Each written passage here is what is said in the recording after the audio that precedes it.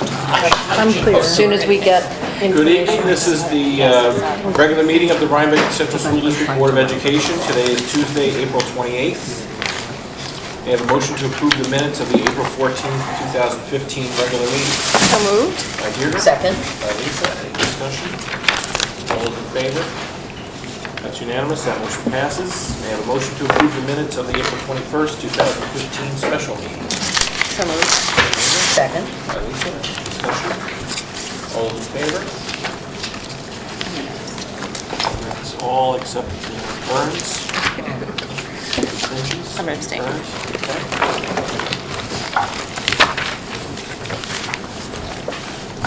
Wonderful to see so many people here in our audience tonight. We have an opportunity for public comment. Would anyone like to make a public comment at this time? Every student who comes here to meet a requirement for their participation in government class is required to make a public They didn't tell you that, to adjourn.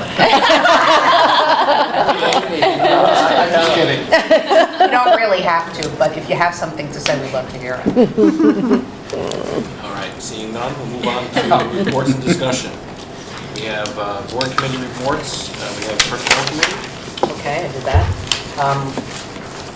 We discussed two topics, the upcoming Rhinebeck Administrators Association negotiations and revisions to the superintendent's evaluation form, and the substance of both of those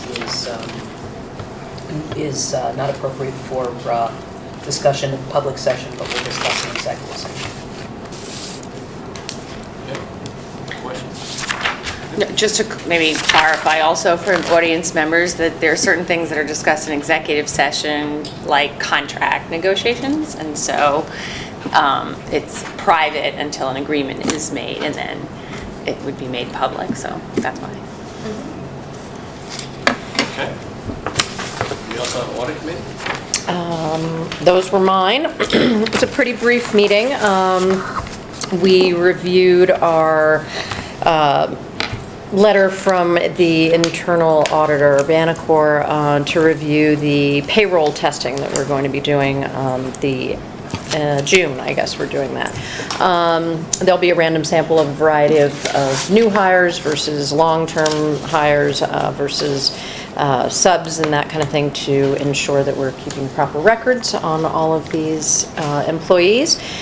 The external audit engagement letter was also reviewed, and Tom's going to confirm that they will be doing our extra classroom fund as usual. It just hadn't shown up in the letter. And we are also probably not required to have our federal single audit moving forward because we don't get enough federal grant money. So we're going to confirm that, and if that money can be shifted to other testing for our external audit, we'll find that out. Or maybe we'll get a price. Yeah, it won't happen this year. It's effective January 1st, 2015. Since our year started July 1st, 2014, we're still under the rules for this one last year. Okay. All right. I did talk to Tim about that. Good to know. All right. Yeah, so. Excellent. Oh, and then that potential savings, there's GASB 68, so. Of course there is. Which is a new one. All right, excellent. I did talk to Tim about those things, as we're replacing one with the other. Actually, we'll be doing both of them this year. Thank you. All right, and we will review with Banacor the report in June, and we are asking our cafeteria manager, Larry Anthony, to visit us in June to review how the operations of the cafeteria have run this year, his first year in our system. So we will not be having a meeting in May. Any questions for the audit committee? Excuse me, is there a meeting on the schedule that we There- have to pull off? Yes, yes. Rick, do you have your phone? No, I'll find it in my calendar. Was it May 24th? I'm pretty Just wanna pull it pretty off sure the- that that's the web exactly file. right. I may not need the folder. Okay. We'll move on to good news. May 26th. Yeah, I have some good news. I Almost forgot. So good. I did put in your, at your places tonight, a draft letter that I put together in response to a request from the Rhinebeck Village Board. They intend to apply for a NYSERDA grant to get money to conduct a feasibility study to establish a microgrid in Rhinebeck. Technically speaking, I don't know an awful lot about that, but apparently establishing a microgrid would give the community backup power in the event of a need to go off the grid because of some emergency or blackout or other power outage or whatever. So they've asked us to provide a letter of support for such a grant to conduct a feasibility study. It still doesn't get you the microgrid, but they would need to do that before they could go the next step and look for money to actually establish this. So I thought that was good news, that there is something in the works that might assist the school district either to keep school open in the event of a power outage, or at the very least to be able to use our facility as an emergency shelter for members of the community should there be a larger power outage. So with your permission, since I penned a letter speaking on your behalf, if you have a problem with that, please let me know and I'll either rip up the letter or redraft it. But I didn't think you'd have an issue with that. But I do want to bring it up here and give you the courtesy of letting me know ahead of time what I've been requested to do. You know, like a lot of these grants, the turnaround time is like yesterday. So they would like this letter before the end of this week.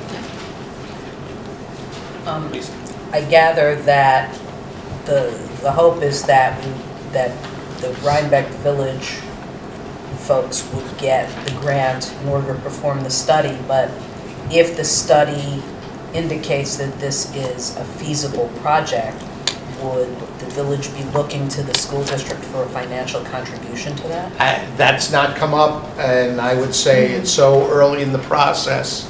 A, they don't know if it's feasible. B, they don't know, depending on what they find out in the feasibility study, what the cost would be. Okay. No, and they haven't said, well, this, you may wind up having to shell out some money for this. So Okay. there's no obligation at this point. It's just a feasibility study. So, Okay, thank you.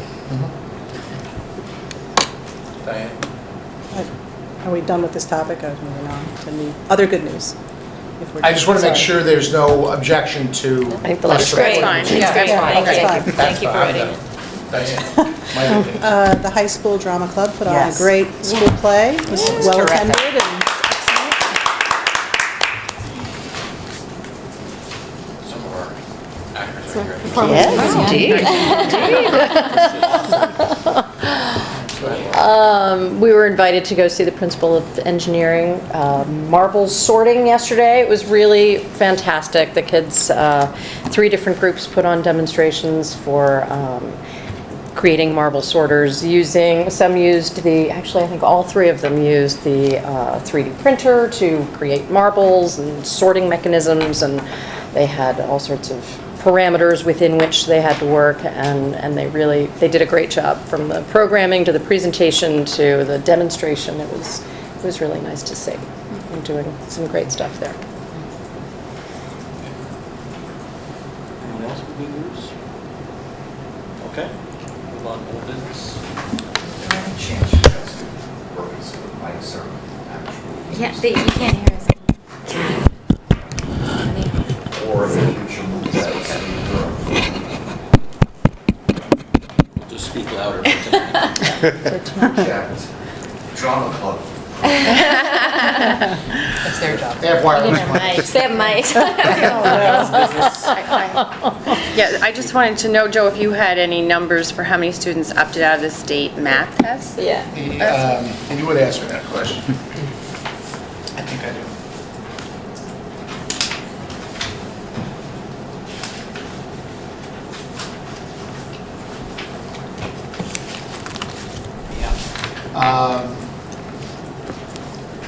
I can give you a lot more data than you probably want, but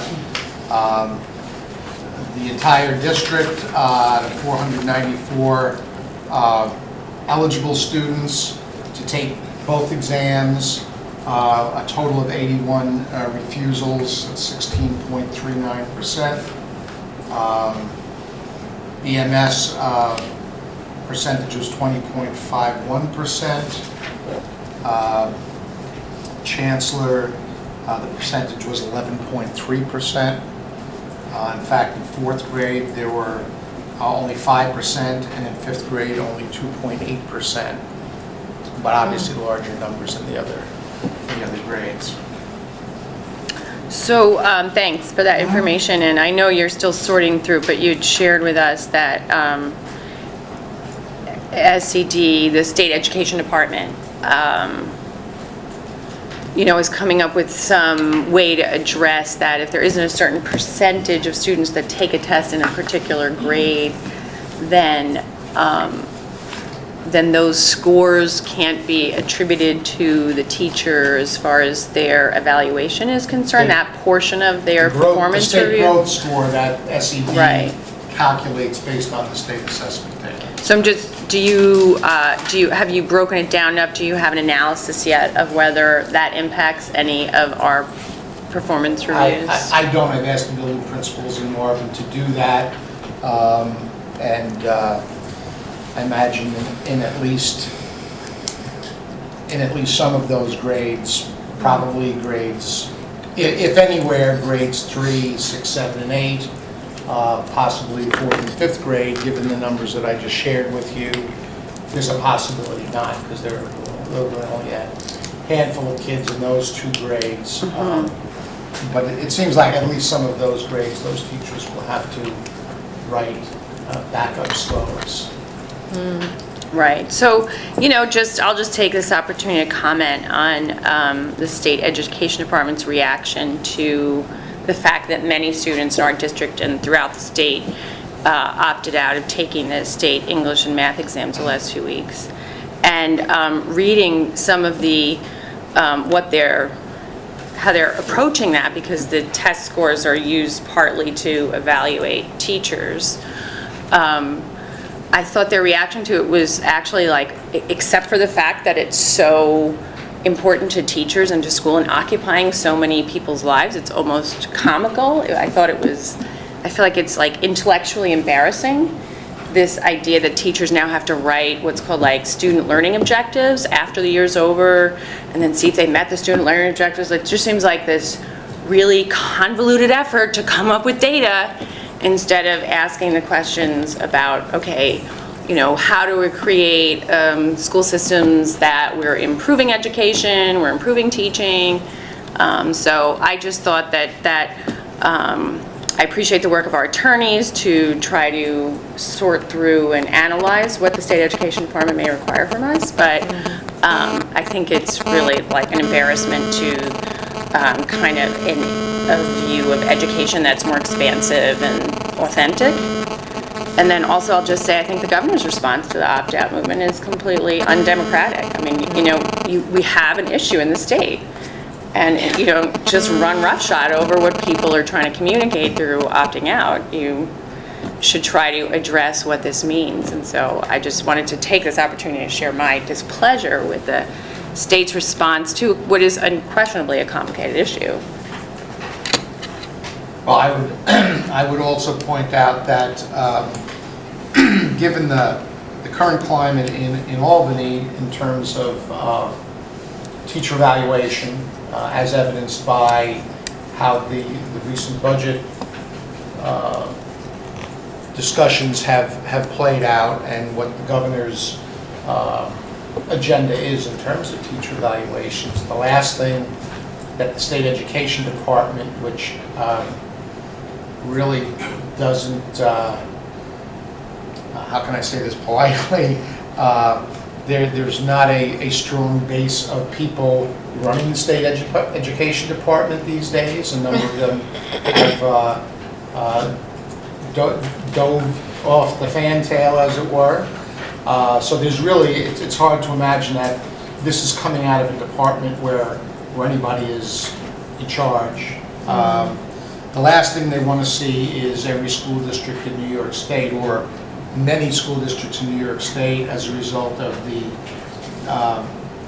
test refusals, wind up turning in no teacher evaluation scores, because without the 60% of the classroom observations, and then the 20% of the state, the state 20, which is what we're talking about, and then the local 20, if you're missing any or one or two or three of those pieces, and in this case it would be at least one piece of it, there's no score to report. So the prospect would be that if they didn't take the position they've taken, the refusal movement would have in fact rendered the entire process meaningless, which it may have put a dent in that, but they're not going to allow school districts not to report some score, as meaningless as that score may actually be. Coming up with a pre-test, post-test score that starts in early May and ends in the middle of June. Statistically, it's worthless data, but they're not going to let schools off the hook from turning in data. Reporting. So it doesn't surprise me. Comical is maybe not the word I would have used. Probably a more severe word. Comical, I think, is fairly polite. But it's really pretty outrageous stuff. And as my colleague Marvin Krepp said just this afternoon, we haven't seen or heard the last of this. We just opened the first chapter at this point, so we'll see. Stay tuned. Please. One piece of the issue that complicates the matter, and I wouldn't say it lets the state education department off the hook, but it at least makes their actions a little more comprehensible, if not more admirable, is that there's legislation that was passed a couple of years ago that requires that this data be collected and that the state education department disseminated in the given manner that we've seen over the last couple of years. And so the state education department, as a governmental agency, is working under a stricture that it must collect this data and it must deal with it the way that the legislation requires. And what they're trying to do, as I understand it, is they're trying to comply with their obligations as an agency to do what the legislation mandates of them. Now, of course, they're kind of in a bind here if they don't have data to report for one of the elements that they're supposed to be collecting. I could probably editorialize at length about the meaningfulness or lack thereof of their efforts, but it's not arbitrary. It's keyed to legislation that our political leaders saw fit to enact. This is not a situation that nobody knew was coming. There's been talk about test refusal for months, and in fact there was a nascent movement last year. And while Rhinebeck had enough students taking the tests to not have a percentage issue last year, there were districts that did, including Red Hook. So our political leaders had plenty of notice that this was likely to happen and chose not to take action. We are scrambling. The state education department is scrambling. Everybody who's bound by these laws are scrambling, and are going to keep on scrambling until our political leaders decide that it's not something that we should be doing anymore, if they ever do.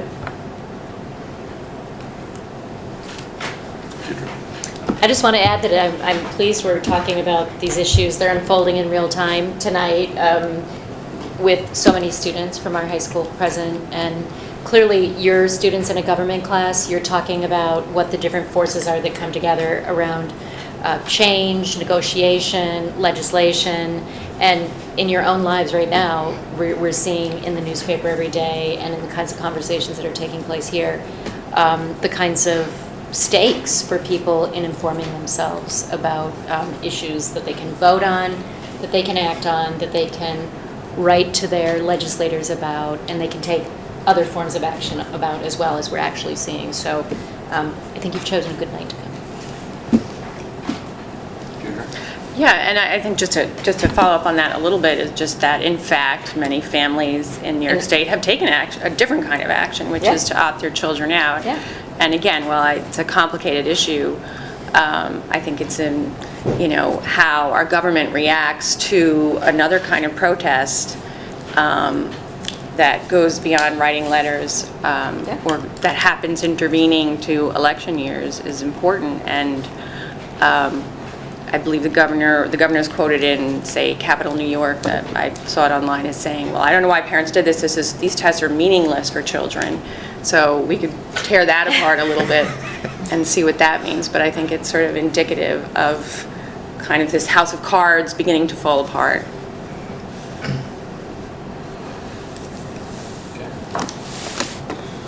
Any other old business? I just wanted to follow up on the letter that, the revision to the budget statement that there was some email conversation about this afternoon. So right now, you have a draft, and you made some proposed changes to the draft. And I'd just like to say, and you folks know this, that I don't agree to the changes that were proposed earlier today. Laura suggested a modification of that, which I'm agreeable to. But it's actually not clear to me how much my agreement really is of significance here, because I don't know that this is something, this isn't something we have to vote on. This is something that you're soliciting our views on, but I don't think we really ultimately are the decision makers here. So. Well, yes and no. I'm not sure it's something you need to vote on, but it is something that your names are going on. So I think you, as a group, need to decide what message you want your name attached to. I wouldn't presume to publish something and distribute it to every taxpayer in the school district with a statement that even one member of the board felt uncomfortable with. That's the way I feel at this point. Your name's on it, so if it gets published, you're owning it, whether you think it's a good idea or not. So I think that's the issue here. And typically, it's not a votable issue, but I have my own opinion as to how that ought to play out, and I think my personal opinion is that every one of you ought to be able to live with what goes into print. And we have two versions right now. The vanilla version, I'd classify it, and then the spicy version, maybe.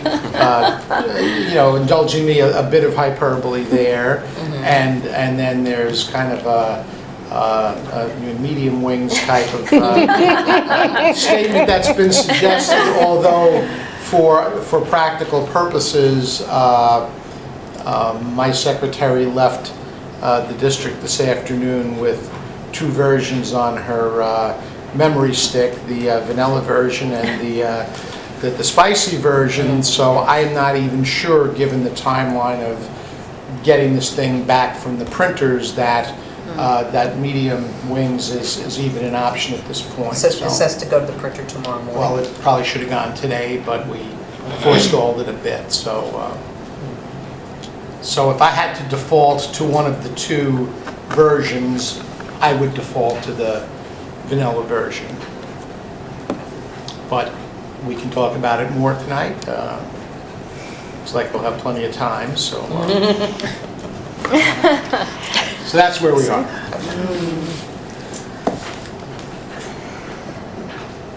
And that's all I have to say about that. Okay. pay for it. I would opt, between those two choices, I would opt for the vanilla version. All right, anyone else? Deirdre? Well, obviously, I support the spicy version, which I'll just characterize for people in the audience as, so this is a letter that will go in the budget newsletter, which goes out to everyone in the district, that talks about what the budget vote's going to be in May, the school district budget, and there's a letter at the beginning. And Mr. Palin writes the letter on behalf of the board to sort of explain where we are in the budget and, you know, what it is we're presenting to the voters. And I think putting it in the context of the kind of discussion that we just previously had about sort of the statewide budget issues is a good thing because, you know, I feel like a silence about what's going on all around us, and everyone knows, which is that when you're talking about public schools in New York right now, if you're paying attention, and not everyone is, but the people who are know that the state budget, there are a lot of issues and a lot of negotiation around the budget, and some of that related to teacher evaluations, some of that related to how much money school districts get, under what circumstances the governor would permit money to be released to school districts, extra aid. So I think that when people are talking about all this stuff out there and they know it's there, to have the leadership of the district remain silent about that, I think is, you know, to me, it makes no sense. I think it, you know, I don't think the wording that Joe used was anything that, I know there are certain strictures around the state, like how you're supposed to present it. You can't advocate. We are not able, we are not allowed to advocate the school board for passage of the school budget. We present it. But contextualizing it and having a perspective on our own school district and the challenges that we face, I don't think is advocacy at all. And I think it shows a kind of weakness of a board that doesn't speak about the issues of the day that impact public schools. I think you know, we are leaders, and we have to step up and be leaders and put ourselves out there about what are the issues. We don't have to. I mean, we can go for vanilla versions. We don't have to communicate to the state about anything. But, you know, I don't think that I didn't join this board to be a bureaucrat. And so, you know, to me, it's almost self-evident that we should address the context in which the budget is happening, because otherwise we're not using this opportunity to communicate. Now, it may not be, you know, there may be disagreement at this time, but I would recommend highly if we choose to communicate with vanilla language to our district routinely, then I would recommend that we spend some time this summer discussing this issue of what is leadership and what is our role as a school board during these very tumultuous times. Lisa? Okay. I think that the first thing that we should be doing when we're talking about this document, we're not talking about views of education in general or views of how education is funded in New York State, is to focus on what the purpose of this document is. This is a legally mandated disclosure document. This is a document that the state requires every school district to put out there to tell the voters what the budget is, what the amount of the budget is, what the amount of the increases are, and to break it down into components that the state gives us formulas for, so that everybody who's eligible to vote in this election has the same understanding we have of what the school budget is going to be for the upcoming school year. That is an explanatory document.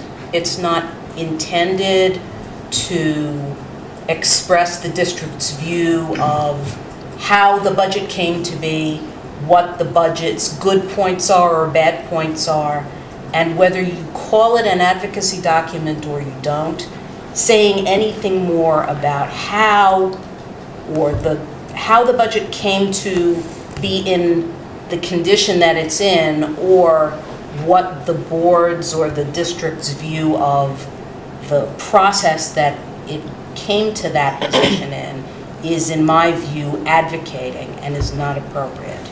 So the language that has been proposed to be added reads, the BOE, meaning the Board of Education, and administrative staff have developed next year's proposed budget in a thoughtful, deliberative, and transparent manner within the context of a challenging and difficult budget process at the state level. There has been much statewide churn over the provision of adequate financial resources within the context of increased expectations for schools, the leveraging of the state budget to achieve policy goals, and a restrictive tax levy cap that limits local control over how a community educates its children. However, the district's leaders continue to work diligently, guiding the Rhinebeck School District through this complicated and uncertain climate and its accompanying fiscal constraints, while maintaining high-achieving schools, exemplary programs, and successful students by any measure.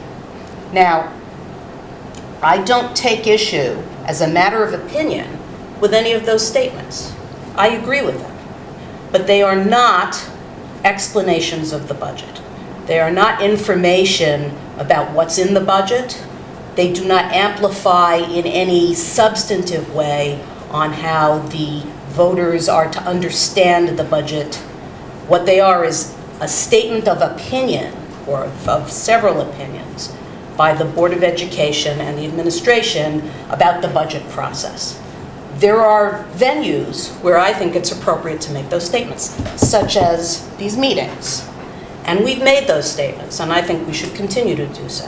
And I think there are also other avenues where we can take advocacy steps, some of which we've done already, like meeting with our legislators, and some of which we probably should explore further.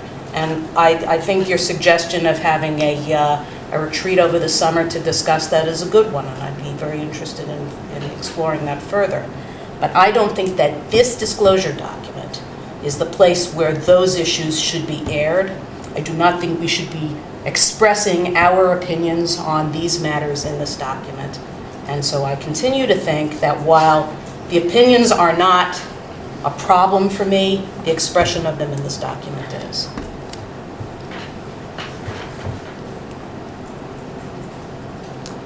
Laura? A question really. Joe, can you, for my benefit at the very least, speak to this budget letter that we send out, the newsletter that we send out? It is a mandated newsletter that we have to send out. No, it's not.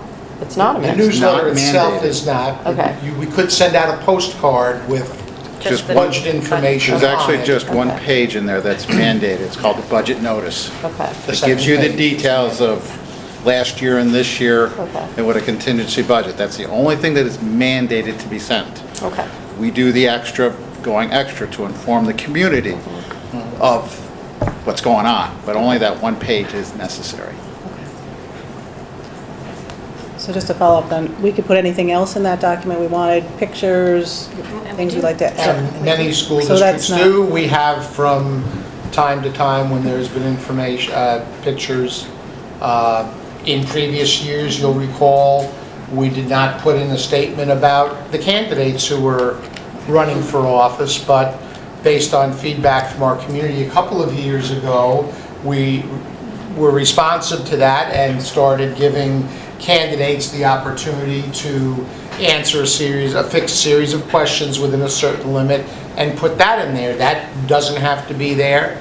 And in fact, it didn't used to be there just by practice. There's nothing in the law that says that this has to be there and that has to be there.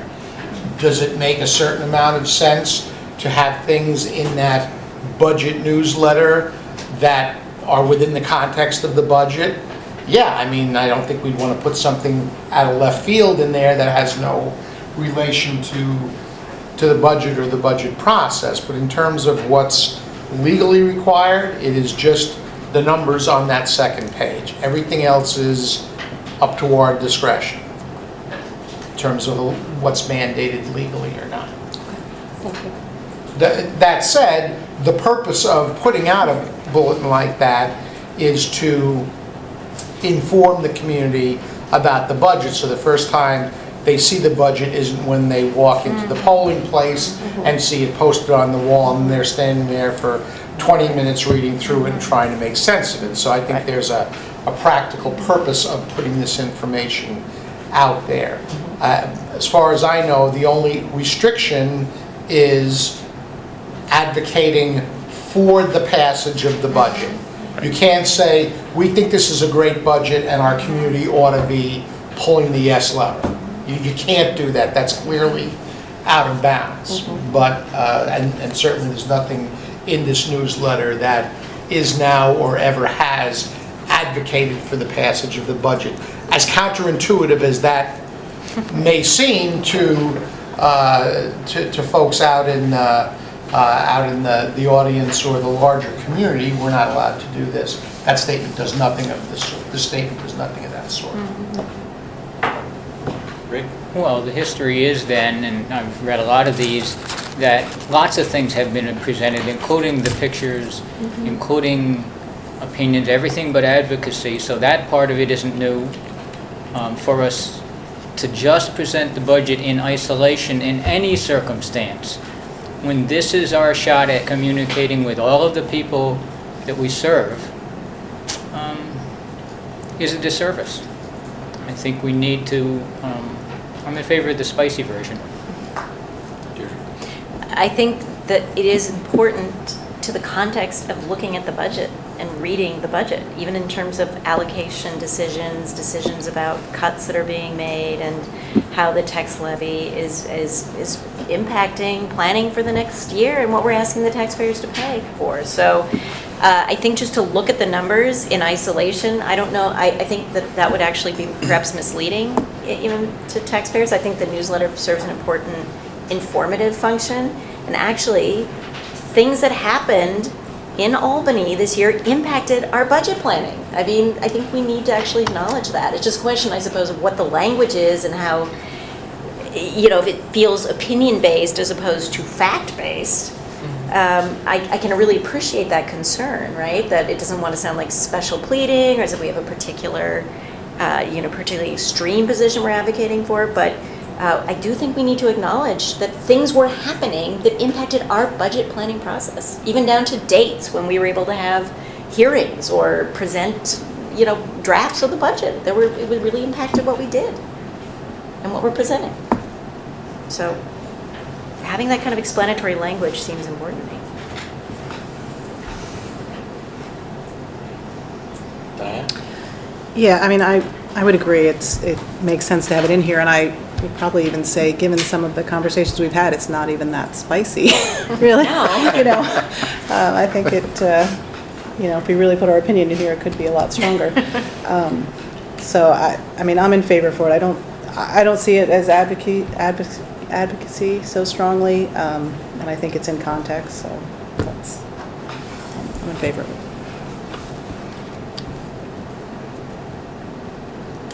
Okay, so do we have a consensus on which version we want?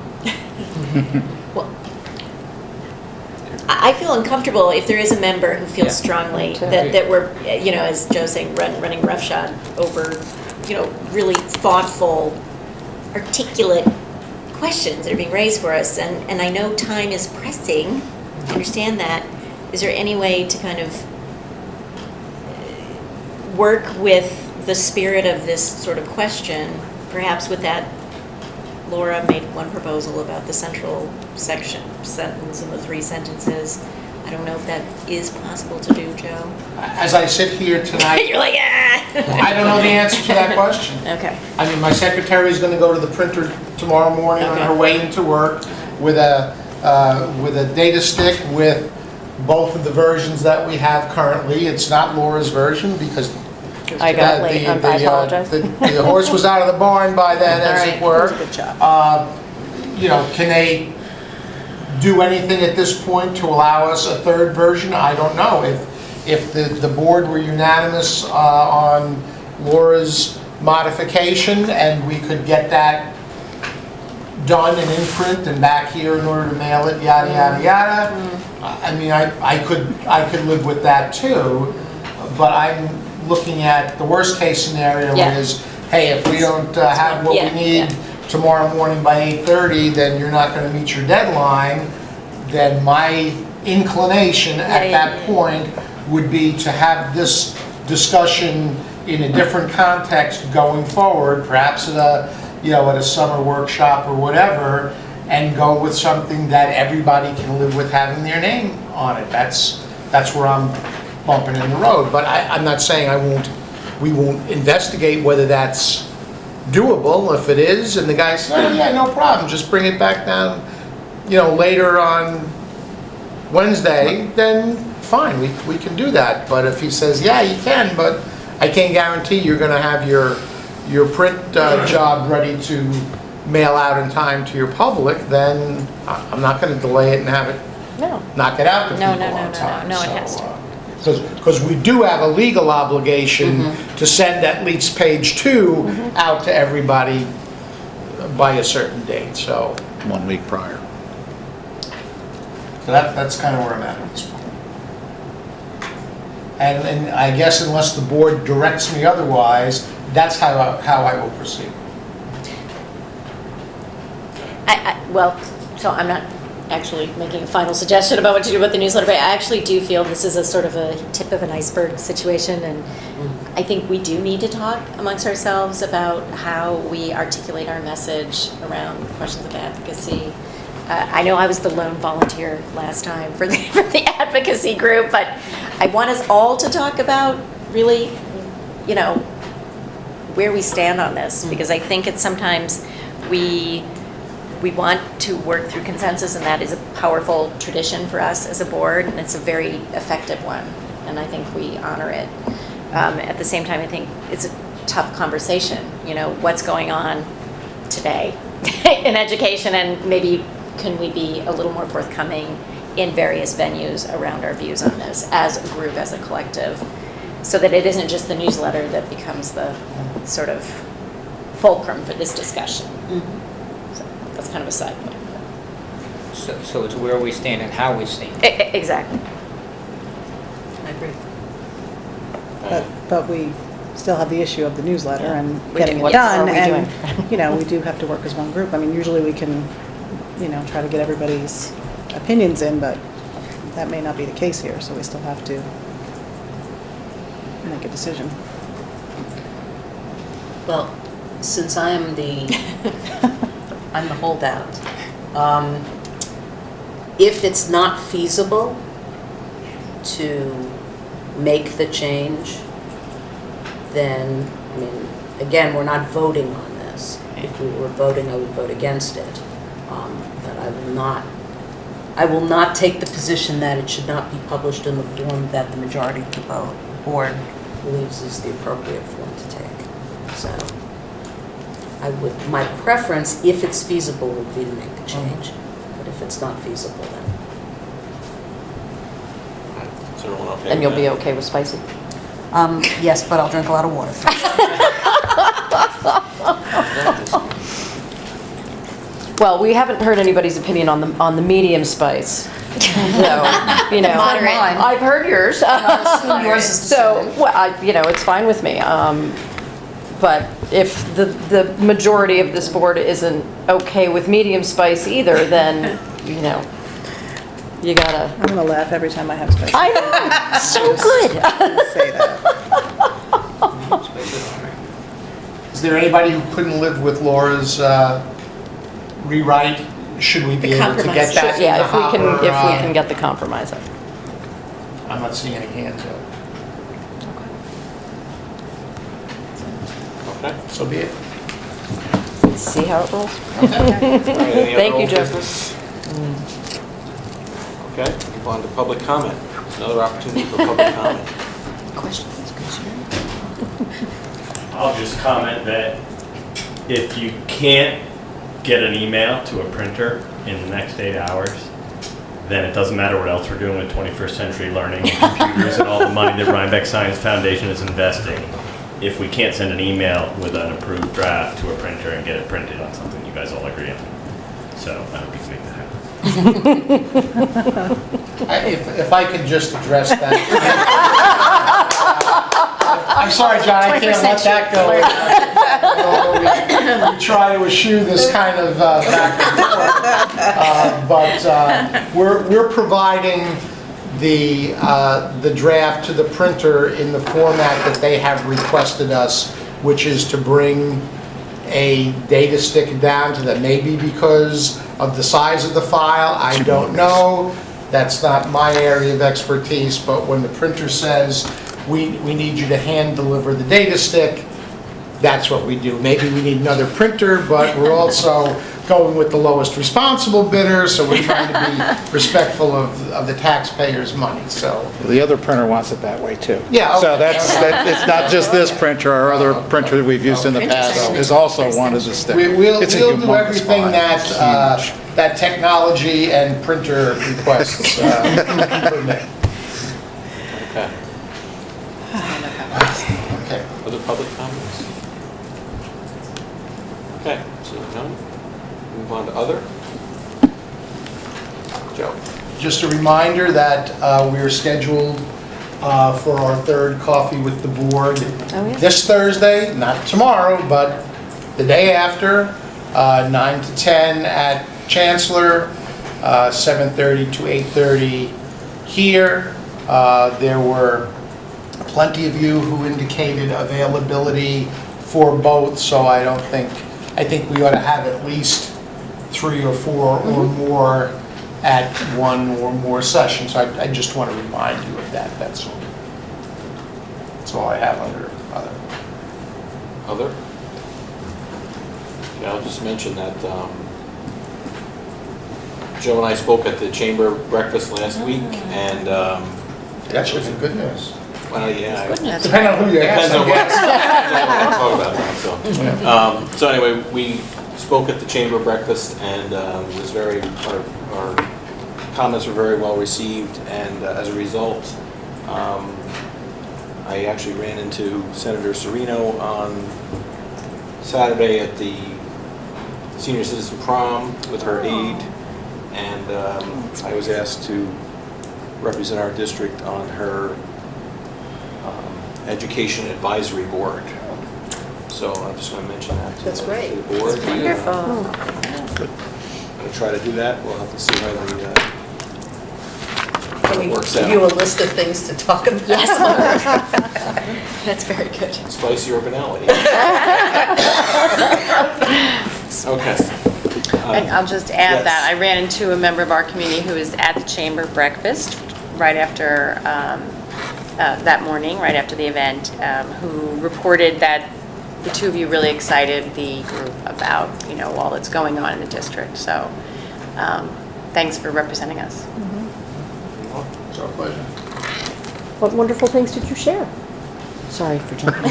I'll send you what I spoke about via email, because I have it on my computer, so. Yes, send it That'd be to- great. Mark did a Thank you. great job, and he basically stole half of my prepared remarks with his I introduction. thought I was going to go second, so I was going to edit myself as I went along, but it didn't work out that way. I guess we've forgotten good news about the senior citizen prom. I Yeah. wasn't there, but it's more good news that Right. Yes. Very good. It was very, very well received. I think there were 63 participants there, something like that. So lots of students and faculty participating as well. Okay, any other? All right, seeing none, we'll move on to action items. Is there anyone who would like to remove anything from the consent agenda? Okay, seeing none, may I have a motion to approve the consent agenda? So moved. By Deirdre? Second. By Lisa. All those in favor? It's unanimous, that motion passes. We have a motion upon the recommendation of the superintendent of schools to accept a grant award from the Rhinebeck Science Foundation in the amount of $2,500 in support of the implementation of a Rhinebeck High School Science Club as submitted by student Sabrina Shi as stipulated. So moved. By Deirdre. Second. By Lisa. Discussion. Peter. Well, I want to thank the Rhinebeck Science Foundation for supporting this extracurricular club at the high school. Just one more example of the Science Foundation's generosity. I'd also like to just say that, I think this is the conversation that's maybe happened in various committees about trying to have some formal way that we can gauge interest in student clubs at the high school. It seems like there are many students interested in various clubs, new clubs at the high school this year, I'm hearing out there. So, I know because having this one year supported by the Science Foundation, and then next year, if it's built into the budget or not, and what clubs, and I don't want to micromanage Dr. Davenport's job, but I just want to put in a plug for a concept that's been raised in various committees about having a formal process of reporting on, whether it's twice a year or more, how many kids are meeting, how often, and what the activities of the club are, just so that we can gauge, which are the ones that are most robust, as we are happily getting a lot of interest from students to do more extracurricular activities. So that when it comes time to dole out money for various things, there's some information about how to make those decisions. But again, thanks to the Science Foundation. He's got the check with him. Look at that. Wow. Thank you. Thank you, Rhinebeck Science Foundation. It's not a big He giant hasn't like called you. the question. Not big enough check. Rick? Rick, are you in Oh, favor? I'm sorry. Thank you, Take the Bo. money for. I appreciate it. It's unanimous, that motion Thank you. passes. May I have a motion upon the recommendation of the superintendent of schools to extend the intermunicipal agreement with the town of Rhinebeck regarding facilities used through August 31st, 2016. So moved. By Deirdre. Second. By Lisa, any discussion? All those in favor? That's unanimous.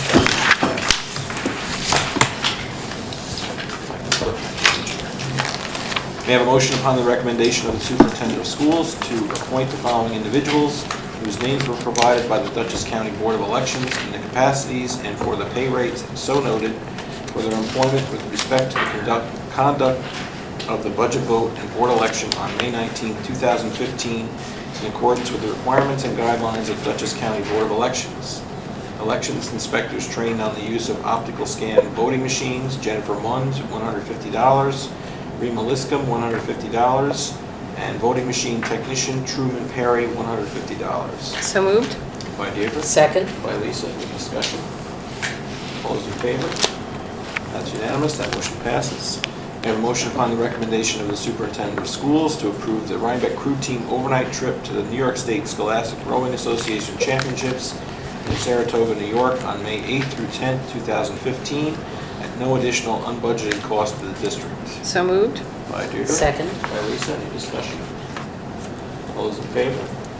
That's unanimous. That motion passes. We have a motion upon the recommendation of the superintendent of schools to approve the list of additional emergency conditional substitute teachers and substitute non-instructional staff for the 2014-15 school year. So moved.